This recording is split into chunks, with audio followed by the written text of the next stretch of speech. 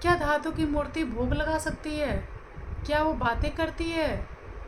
वो तो एक मूर्ति मात्र है, धातु की मूर्ति है। क्या वो मुस्कुराती है? क्या वो दूध पी सकती है? क्या ये सवाल आपके अंदर भी आते हैं? तो दोस्तों, आज का जो प्रसंग है बहुत ही सुंदर प्रसंग है। सभी लोग को राधे राधे, जय श्री कृष्णा। दोस्तों, दिल्ली में एक महिला रहती हैं, ठाकुर जी की अनन्य भक्त हैं, पूजा पाठ करती हैं, खूब ईश्वर पर भरोसा रखती हैं। उनके 2 बेटे रहते हैं, बच्चे छोटे छोटे हैं, उनको पढ़ा रही हैं, लिखा रही हैं, घर के कार्य कर रही हैं, पूजा पाठ कर रही हैं और वृंदावन जाया करती हैं। ठाकुर जी की अनन्य भक्त रहती हैं। पति का वैकुंठवास हो जाता है, विधवा हो जाती हैं, बच्चे छोटे छोटे रहते हैं। अब उनका जो दिनचर्या है, बच्चों की सेवा, बच्चों को स्कूल भेजना, पढ़ाना लिखाना, उनका जो कर्तव्य, अपने कर्तव्य को कर रही हैं और पूजा पाठ करती रहती हैं और वृंदावन आती जाती रहती हैं। एक बार वृंदावन जाती हैं और वो सोचती हैं बच्चे तो स्कूल चले जाते हैं, अकेली रह जाती हूँ घर में, पति है नहीं, किससे अपने मन की बात करूँगी। तो वृंदावन जाती है और वहाँ से लड्डू गोपाल जी को ले आती हैं, घर ले आती हैं, उनकी पूजा करना शुरू कर देती है, सेवा करना शुरू कर देती है, उनको भोग लगाती है, उनको स्नान कराती हैं, पोशाक धारण कराती हैं, उनसे बातें करती हैं। अब उनका पूरा दिन जो है बच्चों को पढ़ाना लिखाना, स्कूल भेजना, ठाकुर जी की सेवा करना, पूरा समय व्यतीत हो रहा है। वो ठाकुर जी से अपनी बातें करती रहती है, अपनी भावनाओं को कहती रहती हैं। दिन की जितनी भी बातें रहती हैं, सारी बातें ठाकुर जी को बताती हैं, बातें करती रहती हैं। उनका समय व्यतीत होने लगता है। ठाकुर जी से बेहद प्रेम करती हैं, अपने मन की बातें ठाकुर जी से कहती हैं। कभी मन दुखी है तो भी ठाकुर जी से कहती हैं। तो समय व्यतीत होने लगता है, बच्चे बड़े बड़े हो जाते हैं, बच्चों की शादियां हो जाती हैं, बच्चों की बहू आ जाती हैं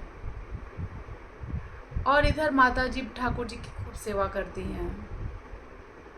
अब बच्चे अपने परिवार में व्यस्त हो जाते हैं, उनका भी परिवार हो जाता है, बच्चे हो जाते हैं, परिवार में व्यस्त हो जाते हैं और माँ बिल्कुल अकेली पड़ जाती हैं।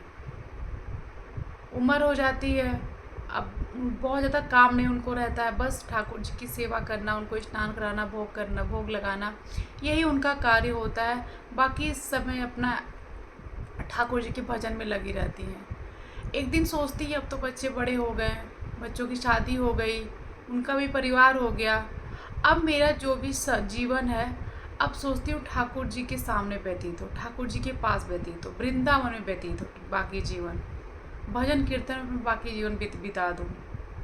उनके मन में ये भाव आता है, अपने बच्चों से कहती हैं कि मैं वृंदावन जाना चाहती हूँ, बाकी का जो जीवन है, बाकी का जो समय है, मैं ठाकुर जी के चरणों में बिताना चाहती हूँ।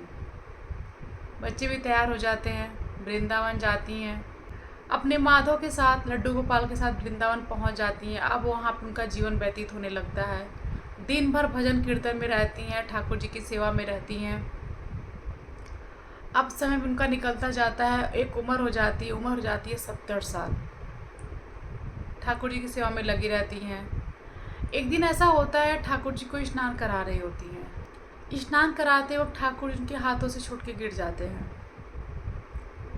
और उनकी बाँह टूट जाती है।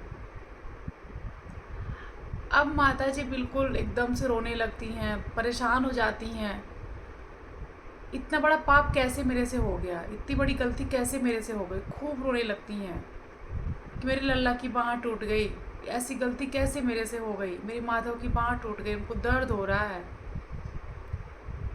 एक बच्चे की तरह, एक माँ की तरह जो ममता उनको उमड़ रही है, खूब परेशान रहती हैं, रोती हैं। उतने में ब्रजवासी आते हैं, कुछ लोग आते हैं, उनसे पूछते हैं मैया क्यों रो रही हो, तो बताती हैं कि मेरे लड्डू गोपाल की बाँह टूट गई है, इनको दर्द हो रहा है, ये गलती मेरे से जाने कैसे ये गलती हो गई, जाने कैसे ये पाप हो गया, मैं खुद नहीं समझ पा रही ये पाप कैसे मेरे से हो गया। कुछ अगल बगल की महिलाएं आती हैं, तो जो ब्रजवासी रहते हैं, 2-4 लोग रहते हैं, वो कहते हैं ये तो धातु की मूर्ति है, ए मैया आप इसे विसर्जित कर दो, मैं दूसरा ला के आपको दूंगा लड्डू गोपाल जी, आप उनकी सेवा करना, उनको भोग लगाना, उनको स्नान कराना, आप परेशान नहीं हो, धातु की मूर्ति है, इतनी परेशान क्यों हो रही हो। अब मैया कैसे माने, बोली नहीं, मुझे लड्डू गोपाल जी मैं अपने लड्डू गोपाल जी की बाँह ठीक करूँगी। मेरे यही लड्डू गोपाल जी, मैं इनको कहीं नहीं रखूँ, कहीं नहीं इनको विसर्जित करूँगी। अब कुछ महिलाएं देखती हैं कि माँ बिल्कुल रोती जा रही, कैसे उनको मनाया जाए।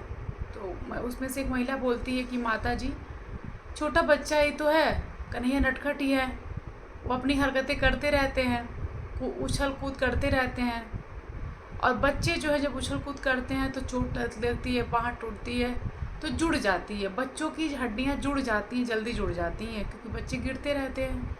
तो हड्डियाँ 1 महीने के अंदर जुड़ जाएगी, आप परेशान मत हो, जुड़ जाएंगी। फिर से उनको आप स्नान कराना, भोग लगाना, आप परेशान मत हो। अब किसी तरह से माँ को मनाना था, उनको चुप कराना था, ताकि जब 2-4 दिन हो जाएगा तो मैया की आदत पड़ जाएगी, तो फिर इतनी परेशान नहीं रहेगी। लेकिन आज उनको चुप कराना है, उस महिला का कहना ये था। अब महिला कह तो देती है, अब माँ एकदम भावुक नज़रों से बोलती है महिला से, हाँ जुड़ जाएगा, मेरे लल्ला की बाँह जुड़ जाएगी, मुझे नज़दीकी कहीं अस्पताल ले चलो, मुझे बाँह जुड़वानी है, लल्ला को ठीक कराना है, बच्चों के डॉक्टर के पास लेके चलो। तो महिला समझाती है कि मैया मैं बता रही हूँ ना, बच्चे की हड्डी जल्दी जुड़ जाती है, 1 महीना लगेगा, जुड़ जाएगी, आप परेशान मत हो। फिर उनकी आप सेवा करना, उनको स्नान कराना, उनको तैयार करना, खूब श्रृंगार करना, ऐसे आप डेली भोग लगाओ और उनकी सेवा करो। अब मैया बिल्कुल थोड़ा सा शांत होती हैं, ठाकुर जी को लेके अंदर जाती हैं, ठाकुर जी को हल्दी का लेप लगाती हैं, उनकी बाँह पे हल्दी का लेप लगाती हैं, अपने साड़ी का आंचल फाड़ती हैं, साड़ी की आंचल से लड्डू गोपाल की बाँह को लेप लगा के हल्दी से और पट्टी कर देती हैं। पट्टी करने के बाद और ठाकुर जी से कहती हैं, रोती हैं, बोलती ठाकुर जी, लड्डू गोपाल मेरे माधव, आज जाने कैसे हमसे ये पाप हो गया, मैं खुद नहीं समझ पा रही गलती कैसे मेरे से हो गई, मुझे क्षमा करना। क्षमा तो मैं नहीं कहूँगी, मैं इसका प्रायश्चित कैसे करूँ कि गलती कैसे मेरे से हो गई, लेकिन तुम्हारी बाँह ठीक हो जाएगी, फिर से मैं तुम्हारी सेवा करूँगी, मैं तुम्हें तैयार करूँगी, स्नान कराऊँगी, श्रृंगार करूँगी, खूब सुंदर बनाऊँगी आपको। तब तक आपकी ये पट्टी बंधी रहेगी, ताकि आपका पोशाक में भी नहीं चेंज करूँगी, ना स्नान कराऊँगी 1 महीने तक, तुम्हारी बाँह जुड़ जाएगी, फिर मैं तुमको स्नान कराऊँगी 1 महीने बाद। वो ठाकुर जी को पट्टी कर देती हैं हल्दी का लेप लगा करके, और नियमित उनको भोग लगाती रहती हैं, भोग लगाती हैं, उनसे बातें करती रहती हैं कि कन्हैया मेरे 1 महीना का टाइम है, बाँह आपकी जुड़ जाएगी, फिर आपको स्नान कराऊँगी। दिन निकलता जाता है, अब इधर मैया की तबीयत खराब हो जाती है, 25 दिन हो जाते हैं, ऐसे करते करते ठाकुर जी की सेवा में लगी रहती हैं, उनसे बातें करती रहती हैं, उनको भजन कीर्तन सुनाती हैं, उनके साथ खेलती हैं, ताकि ठाकुर जी का मन बहल जाए, उनको दर्द ना हो, उनको तकलीफ़ ना हो। ऐसा करते करते 25 दिन का समय निकल जाता है। 25वें दिन उनके बेटे का मन करता है माँ से मिलने के लिए, वो अपनी बहू के साथ में आ जाते हैं वृंदावन माँ के पास, बांके बिहारी जी के दर्शन करते हैं, माँ के पास आते हैं। माँ की हालत देखते हैं, माँ एक चारपाई पे लेटी रहती है, बुखार है, तबीयत ठीक नहीं है। तो माँ से पूछते, माँ क्या हो गया तुमको? माँ से पूछता है बेटा, बोलती कुछ नहीं बेटा, मौसम चेंज हो रहा है, बुखार हो गया है, कुछ दिक्कत ज़्यादा नहीं है, अब तो उम्र भी हो गई है, तुम आ गए, बहुत अच्छा लगा, बहुत अच्छा लगा तुम आ गए। बहू देखती है, बहू बोलती माँ क्या हालत बना रखी हो? बोलती कुछ नहीं बहू, और बस मौसम की वजह से थोड़ा बहुत बुखार है, ठीक हो जाएगा, अब तो अवस्था हो गई है, अब तो जाने का टाइम आ गया है, बस माधव जब तक अपनी सेवा करा ले मेरे से। फिर मैया इतने बोलती है कि बहू आज मेरी तबीयत ठीक ना होने की वजह से मैं उठने में असमर्थ हो जा रही हूँ, तो आज थोड़ा सा ठाकुर जी को दाल चावल बना के भोग लगा दो। बहू कहती है ठीक है मैं भोग लगा देती हूँ माँ। अंदर जाती है, दाल चावल बनाती हैं, और ठाकुर जी को बहू देखती है तो बहू एकदम से बिल्कुल परेशान हो जाती है। ठाकुर जी एकदम स्नान नहीं किए हुए हैं, ऐसे एक ही वस्त्र पहने हुए हैं, अस्त व्यस्त लग रहे हैं। ठाकुर जी की स्थिति देख के बहू को बड़ा बुरा लगता है। वो अपनी माँ को आवाज़ देती है कि माँ ठाकुर जी कैसे लग रहे हैं? लड्डू गोपाल जी की हालत क्या बना रखी हो आप? इनको कैसा बना दिया आपने? ऐसे तो आप नहीं करती हो। आप तो इनको बहुत सुंदर तैयार करती हो, खूब सेवा करती हो, इनको पोशाक अच्छे से पोशाक धारण कराती हो, इनकी क्या हालत बना रखी हो आप। कैसे हो गए हैं लड्डू गोपाल। आप तो ऐसा नहीं करती हो, आप तो डेली स्नान कराती हो ठाकुर जी को। इतने मैया बोलती है बहू, माधव की बाँह टूट गई है। एक दिन मैं स्नान करा रही थी और वो मेरे हाथ से छूट गिर जाते हैं, तो इसीलिए मैं माधव को हल्दी लगा कर के पट्टी की हूँ। 1 महीने होने पे फिर मैं उनको स्नान कराऊंगी, सुंदर तैयार करूंगी। अभी मैं उनको स्नान नहीं कराती हूँ, अभी 1 महीना नहीं हुआ है, उनकी बाँह जुड़ जाओगी फिर मैं स्नान कराऊंगी। तो बहू परेशान हो जाती है। बहू बोलती है माँ, ये धातु की मूर्ति है, कैसे बाँह जुड़ जाएगी, कैसी बातें कर रही हो आप। वो एकदम एक सोचने लगती कैसी बातें कर रही हैं माँ जी, धातु की मूर्ति है, बाँह टूट गई, कैसे जुड़ जाएगी। माँ बोलती हैं कि कन्हैया, अब मेरे आज 25 दिन हो गया है, मेरे कन्हैया की बाँह जुड़ जाएगी, मेरे माधव की बाँह जुड़ जाएगी ना, तो फिर मैं अपने माधव को तैयार करूँगी, स्नान कराऊँगी, खूब सुंदर श्रृंगार करूँगी, उनको अच्छे अच्छे भोग लगाऊँगी। लेकिन ये बातें बहू जब माँ कर रही होती है तो बहू को दिखता है कि माँ की आंखों में वो चमक होती है, चेहरे पे जो विश्वास होता है, जो तेज होता है ना, बहू एकदम देखने लग जाती है माँ को कि माँ के चेहरे पे जो भाव है, जो तेज है, जो विश्वास है, वो कैसे हो सकता है एक मूर्ति के लिए, एक धातु की मूर्ति के लिए। अंदर जाती है शाम का भोग लगाने के लिए बहू, ठाकुर जी के पास जाती है। अब उसके मन में बड़ी चिंताएं चल रही होती है, प्रश्न चल रहा होता है कि धातु की मूर्ति की बाँह कैसे जुड़ जाएगी, माँ कैसी बातें कर रही हैं, आज 25 दिन हो गए बता रही हैं। तो चलो देखते हैं, अगर 25 दिन हो गया बाँह टूटी हुई तो कुछ तो जुड़ा होगा, पट्टी खोल के देखते हैं। बहू के मन में ये सवाल आता है। माँ की बातें जो माँ कह रही हैं, देखते हैं इनकी बातों में कितनी सच्चाई है। वो लड्डू गोपाल जी की पट्टी खोलना शुरू कर देती है और जैसे ही लड्डू गोपाल जी की पट्टी खोलती है बहू, तो वो बाँह एकदम दूसरी बाँह की तरह जुड़ी हुई है, एकदम ठीक ठाक है, कोई दिक्कत नहीं है। अब वो देखने लग जाती है, माँ को आवाज़ देती है, माँ, ठाकुर जी को लेके जाती है माँ के पास, अपनी सास के पास लेके जाती है, बोलती माँ, तुम तो कह रही हो ठाकुर जी की बाँह टूटी हुई है, कहाँ बाँह टूटी हुई है, कैसी बातें करती हो, बाँह तो बिल्कुल ठीक है इनकी, कोई दिक्कत नहीं है, दूसरी बाँह की तरह बाँह इनकी है।